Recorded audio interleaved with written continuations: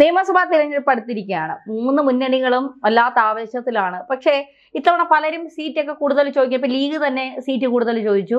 ഇവിടെ BDJS NDAയുടെ ഭാഗമായ ഘടകകക്ഷിയായ BDJS കഴിഞ്ഞ പ്രാവശ്യം 24 സീറ്റുണ്ട്. പക്ഷേ ഇത്തവണ 30 സീറ്റ് വേണമെന്നാണ് അവർ പറയുന്നത്. ഇവിടെ BDJS തുഷാർ വെള്ളാപ്പള്ളിയുടെ നിലപാടിനേക്കാൾ കൂടുതൽ ജനങ്ങൾക്കിടയിൽ സ്വാധീനം ചെലുത്താൻ കഴിയുന്നത് വെള്ളാപ്പള്ളിയുടെ നിലപാടുകൾക്കാണ്.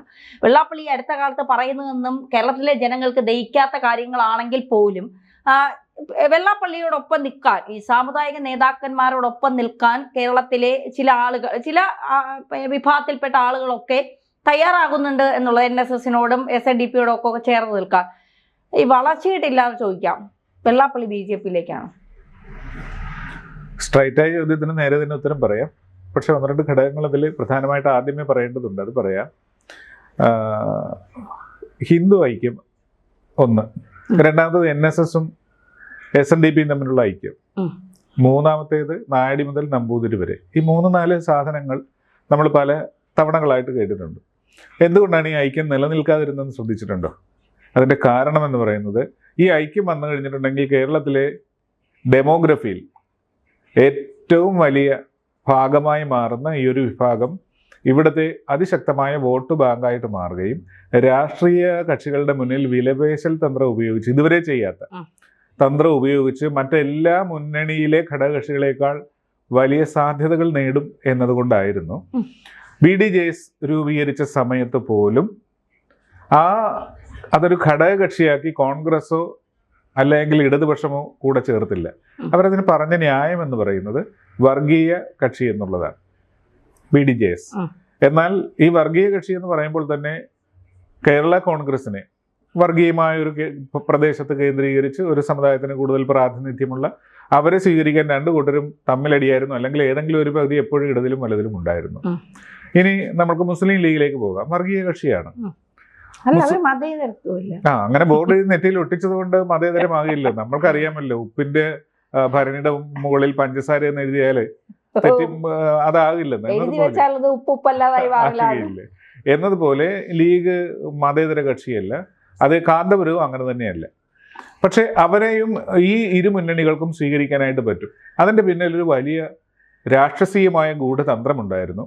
അതായത് ഹിന്ദു ഏകീകരണത്തെ തടയുക. ഹിന്ദു ഏകീകരണം ഉണ്ടായാൽ തൽക്കാലം UDFനോ അവർ ഇനി UDFന്റെ കൂടെയോ LDFന്റെ കൂടെയോ എന്നാൽ അവർക്ക് തൽക്കാലം നേട്ടമുണ്ടാകുമെങ്കിലും ദീർഘകാല അടിസ്ഥാനത്തിൽ അത് BJPയുടെ സാധ്യതകളെ, ഇവരുടെ എല്ലാ സാധ്യതകളെയും പൊളിച്ചുകൊണ്ട്, അതായത് ഇടത് വലത് സാധ്യതകളെ പൊളിച്ചുകൊണ്ട് BJPയുടെ ഒരു വലിയ ഹൈവേ ആയിട്ട് അത് മാറും. ഹിന്ദു വോട്ട് എന്നത് സ്പെസിഫിക് ആയിട്ട് നിലവിൽ വരും.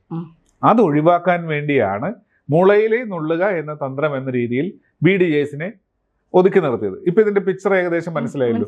എന്നാൽ ഇത് അധികാര രാഷ്ട്രീയത്തിലേക്കുള്ള ഈ പിൻവാതിൽ സ്വാധീനം ഉപയോഗിക്കുവാനായിട്ട് ശ്രമിക്കുന്ന വെള്ളാപ്പള്ളി നടേശനാകട്ടെ സുകുമാരൻ നായരാകട്ടെ, അവർക്ക് നേരിട്ടുള്ള ആക്സസ് കിട്ടാതെ ഇങ്ങനെ വളഞ്ഞ വഴിയിലുള്ള ചെറിയ ചെറിയ ആനുകൂല്യങ്ങൾ ഒരുപക്ഷെ വ്യക്തിപരമായിട്ടൊക്കെ നേടിക്കൊണ്ടിരുന്നു.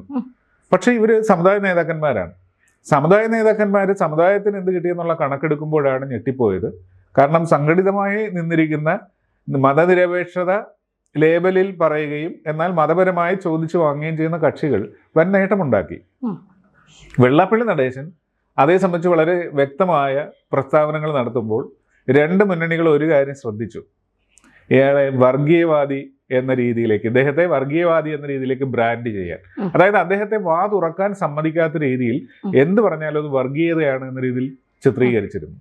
ഇവിടെയാണ് ഇതിൻ്റെ 1ാം ഘട്ടം നമ്മൾ കാണുന്നത്. 2ാം ഘട്ടം എന്ന് പറയുന്നത്, വെള്ളാപ്പള്ളി നടേശൻ ഇങ്ങനെയൊക്കെ ആണെങ്കിലും അദ്ദേഹം നിരന്തരം പറഞ്ഞുകൊണ്ടിരുന്നു, ഞങ്ങൾക്കൊന്നും കിട്ടിയില്ല. ഒരു സിനിമയിൽ ഒന്നും കിട്ടിയില്ല എന്ന് നെടുമുടി വേണു പറയുന്നത് പോലെ അദ്ദേഹം ഇത് പറഞ്ഞുകൊണ്ടേയിരുന്നു. അദ്ദേഹം പറഞ്ഞുകൊണ്ടിരിക്കുമ്പോൾ ഒരു അപകടമുണ്ട്. അതായത് BDJS BJPയോടൊപ്പം നിൽക്കുന്നു. വെള്ളാപ്പള്ളി നടേശൻ മനസ്സുകൊണ്ടും ശരീരം കൊണ്ടും ഏകദേശം CPMകാരനായിട്ട് ജീവിക്കുന്നു. ഇദ്ദേഹം CPMന്റെ ഔദ്യോഗിക നയത്തിന് വിരുദ്ധമായിട്ടാണ് ഇങ്ങനെ പറയുന്നത്. അപ്പോൾ ഇത് രാഷ്ട്രീയ നിരീക്ഷകർ ഇതിനെ കാണുന്നത് മറ്റൊരു വഞ്ചിയിലേക്ക് കാല് വയ്ക്കാനുള്ള ശ്രമമായിട്ടാണ്. ഈ കഴിഞ്ഞ ദിവസം മലപ്പുറം വിഷയത്തിൽ അദ്ദേഹം അതിശക്തമായ നിലപാടെടുക്കുകയും CPI അദ്ദേഹത്തിനെതിരെ രംഗത്ത് വരികയും ചെയ്ത് ശ്രദ്ധിച്ചല്ലോ. ആ സമയത്ത് അദ്ദേഹത്തിന്റെ വീട്ടിൽ ചെന്നത് BJPയുടെ കേന്ദ്രത്തിലെ ഏറ്റവും ഉയർന്ന നേതാവായിരുന്നു നമ്മൾ കണ്ടു. അവിടെ മുതലാണ് കഥ മാറുന്നത്. ഈ വെള്ളാപ്പള്ളിയെ സംബന്ധിച്ചിടത്തോളം ഈ നിലപാടുകളിൽ അങ്ങനെ പെട്ടെന്ന് കൃത്യത ഇപ്പോ മുഖ്യമന്ത്രിയുടെ കാറ് കയറി പോയി വേണമെങ്കിൽ പിറ്റേന്ന് തന്നെ പിണറായി വിജയനെ തെറി വിളിക്കാം, അങ്ങനെ ഒരു നിലപാടാണ്. ഇപ്പൊ ആരെ കൂടെ നിന്നാലും വിശ്വസിച്ച് നിർത്താൻ പറ്റില്ല എന്നുള്ള ഒരു കാഴ്ചപ്പാട് വെള്ളാപ്പള്ളിക്കെതിരെ പലരും ഉയർത്തുന്നത് കേട്ടിട്ടുണ്ട്.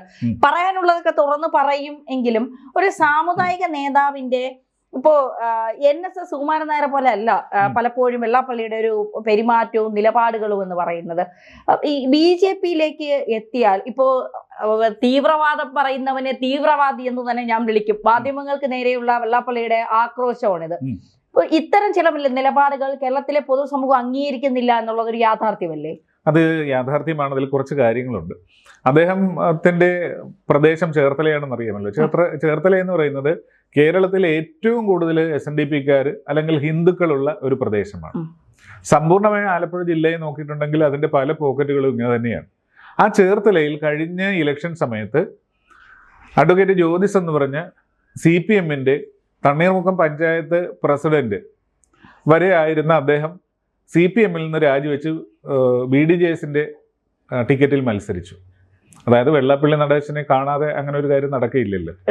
എന്നിട്ട് അഡ്വക്കേറ്റ് ജ്യോതിസിന് നല്ല പ്രതിച്ഛായയുള്ള ജനകീയനായ ഒരു നേതാവാണ്, അദ്ദേഹത്തിന് വിജയിക്കാൻ പറ്റിയില്ല. എന്തുകൊണ്ടെന്ന് ഉള്ള ചോദ്യത്തിനുള്ള ഉത്തരമാണ് ധന്യമാരെ ഇപ്പം എന്നോട് ചോദിച്ചത്. അതായത് വെള്ളാപ്പള്ളി നടേശന്റെ നിലപാടുകളോട് പലപ്പോഴും അദ്ദേഹത്തിന്റെ ഈ വ്യക്തതയില്ലാത്ത രാഷ്ട്രീയ തീരുമാനങ്ങളിൽ അണികൾക്ക് തന്നെ ആശയക്കുഴപ്പമുണ്ട്. അല്ല എങ്കിൽ വെള്ളാപ്പള്ളി നടേശൻ രംഗത്തിറങ്ങി അഡ്വക്കേറ്റ് ജ്യോതിസിനെ വിജയിപ്പിക്കണമെന്ന് പറഞ്ഞാൽ അദ്ദേഹത്തിന്റെ നിയോജക മണ്ഡലമല്ലേ, അദ്ദേഹം താമസിക്കുന്ന പ്രദേശമാണ്, പുഷ്പം പോലെ ജയിക്കും. പക്ഷേ ശോഭാ സുരേന്ദ്രൻ ലോക്സഭയിൽ മത്സരിച്ചപ്പോൾ ശോഭാ സുരേന്ദ്രന് പിന്തുണ നൽകുകയും ചെയ്തു വെള്ളാപ്പള്ളി. ഓക്കെ, അതിന് കാരണമുണ്ട്. ശോഭാ സുരേന്ദ്രൻ എന്ന് പറയുന്ന വ്യക്തി അവിടെ നിർണായകമായ വോട്ട് നേടി എന്നുള്ളത് ഇതിലൂടെ നമ്മൾ കാണണം. അതുവരെ ഉണ്ടാകുന്നതിനേക്കാൾ വലിയ വോട്ട് ഷെയർ ആ തിരഞ്ഞെടുപ്പിൽ നേടി. എന്നാൽ മറ്റൊരു പ്രത്യേകതയുണ്ട്. ആ ശോഭാ സുരേന്ദ്രൻ നിൽക്കുന്ന പ്രദേശം മുഴുവൻ SNDP-ക്ക് സ്വാധീനമുള്ള പ്രദേശമല്ല. അവിടെ NSS-നും അതേപോലെ തന്നെ ക്രിസ്ത്യൻ സഭയ്ക്കും ഒക്കെ അത്യാവശ്യം സ്വാധീനമുള്ള ഒരു പ്രദേശമാണ്. പക്ഷെ വെള്ളാപ്പള്ളി അങ്ങനെ പറഞ്ഞു എന്നുള്ളത് കൊണ്ട് NDA-ക്ക് നേട്ടമുണ്ടായില്ലെന്ന് പറയാൻ പറ്റുകയില്ല.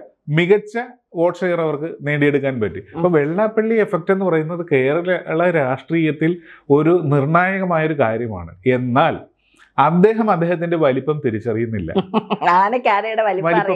എങ്ങനെ രാഷ്ട്രീയ നയ പരിപാടികൾ രൂപീകരിക്കണമെന്ന് അദ്ദേഹത്തിന് ഇപ്പോഴും അറിഞ്ഞുകൂടാ. അദ്ദേഹം കരുതുന്ന അദ്ദേഹം വലിയ രാഷ്ട്രീയ തന്ത്രജ്ഞനാണെന്ന്. പക്ഷെ അദ്ദേഹം ചെയ്യുന്ന കണ്ടിട്ടുണ്ടോ? അദ്ദേഹത്തിന് ഇഷ്ടമുള്ളൊരു സ്ഥാനാർത്ഥിക്ക് പിന്തുണ കൊടുക്കുന്നു, ഇഷ്ടമില്ലാത്തൊരു സ്ഥാനാർത്ഥിയെ തള്ളിപ്പറയും. ഇതല്ല രാഷ്ട്രീയം. രാഷ്ട്രീയ നിലപാട് ഇങ്ങനെയല്ല വേണ്ടത്. ഇപ്പൊ സുകുമാരൻ നായർ കുറച്ചുകൂടെ ബുദ്ധിയല്ലേ കാണിക്കുന്നത്.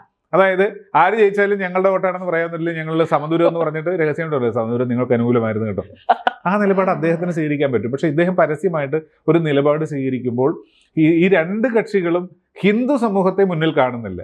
അത് ശ്രീ വെള്ളാപ്പള്ളി നടേശനാണെങ്കിലും അതുകൊണ്ടാണല്ലോ ന്യൂനപക്ഷങ്ങളുടെ വോട്ട് കൊണ്ടാണ് ഞങ്ങൾ ജയിച്ചതെന്ന് പ്രതിപക്ഷ നേതാവ് VD സതീശൻ തുറന്ന് സമ്മതിക്കുന്നത്. അതെ, ഇവർ രണ്ടുപേരും വിശ്വസിക്കാൻ കൊള്ളില്ലെന്നാണ് പറയാതെ പറയുന്നതിലൂടെ സതീശൻ പറഞ്ഞു വെക്കുന്നത്. അതെ, പക്ഷെ ന്യൂനപക്ഷങ്ങളുടെ ഒരു പ്രത്യേകത, രണ്ട് ന്യൂനപക്ഷങ്ങളും കൂടെ ചേർന്നാൽ 45% താഴെയാണ് അവരുടെ സ്ട്രെങ്ത് എന്ന് പറയുന്നത്. അപ്പോഴും 55% വോട്ട് എങ്ങോട്ട് പോയി? ആ വോട്ട് ഇവർ കണക്കിൽപ്പെടുത്തുന്നില്ലേ? അല്ല, ഇവർക്ക് ആ വോട്ട് വേണ്ട. ആ വോട്ട് വേണ്ടെങ്കിൽ ആ വോട്ട് കൊണ്ട് BJP ജയിക്കുമല്ലോ. എന്തുകൊണ്ട് ആ വോട്ട് കൊണ്ട് BJP ജയിക്കുന്നത്? അതിന്റെ അർത്ഥം ഇവർ വേണ്ടെന്ന് പറയുന്ന വോട്ട് ഇവർക്ക് ദാനം കിട്ടുന്നത് പോലെ ഒരു പ്രതിഫലവും ചോദിക്കാതെ ഹിന്ദുക്കൾ ഇവർക്ക് വോട്ട് ചെയ്യുന്നത് കൊണ്ടാണ്. എത്ര പറഞ്ഞാലും ഹിന്ദു മാറില്ല എന്ന് ഇവർക്ക് നന്നായിട്ട് അറിയാം. അവരെ ഹിന്ദുവിനെ തള്ളിപ്പറയുകയും ന്യൂനപക്ഷങ്ങളെ അടുപ്പിക്കുകയും ചെയ്യും, കൂടെ നിർത്തുകയും ചെയ്യും. പക്ഷേ ഈ കൂടെ നിർത്തുന്നവർ വോട്ട് ചെയ്യണമെന്നില്ല. ഈ അടിച്ചു വിടുന്ന നിങ്ങളെ വോട്ട് ഞങ്ങൾക്ക് വേണ്ടാന്ന് പറഞ്ഞാലും കുത്തുന്ന ഭൂരിപക്ഷം നമ്മൾ വളർത്തു വെട്ടിയ തെരുവിൽ ഉപേക്ഷിച്ചാലും വീണ്ടും മാലായിട്ട് നമ്മുടെ ഒപ്പം വരുന്നത് പോലെയുള്ള സ്വഭാവം ഹിന്ദുക്കൾക്കുണ്ട്. പക്ഷേ ഇവിടെ നാം കാണേണ്ട ഒരു കാര്യമുണ്ട്. ഏതെങ്കിലും ഒരു കാരണവശാൽ ന്യൂനപക്ഷങ്ങൾ ഇങ്ങനെ ഒരു നിലപാട് സ്വീകരിച്ചാൽ അപ്പോൾ തന്നെ ചർച്ചയ്ക്ക് അതായത് ഒരു ഞങ്ങളിപ്പോൾ വോട്ട് ചെയ്യുന്നില്ലെന്നോ അല്ലെങ്കിൽ എന്തെങ്കിലും പറഞ്ഞാൽ ഒപ്പം തന്നെ ചർച്ചയ്ക്ക് പോകും. പക്ഷെ വെള്ളാപ്പള്ളി ഒരു നിലപാടെടുത്താൽ ചർച്ചയ്ക്ക് പോകുന്നതിന് വരെ ഇതുവരെ ചെയ്തിരുന്നത് അദ്ദേഹത്തെ വർഗീയവാദിയാക്കലായിരുന്നു.